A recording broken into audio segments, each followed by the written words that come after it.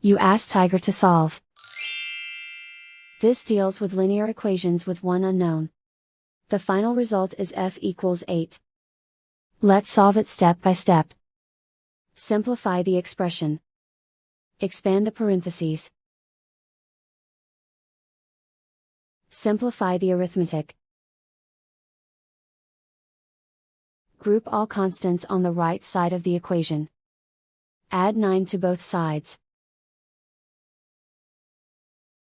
Simplify the arithmetic.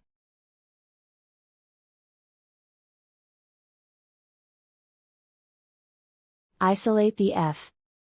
Divide both sides by 3. Simplify the fraction. Find the greatest common factor of the numerator and denominator. Factor out and cancel the greatest common factor. And so the final result is f equals 8.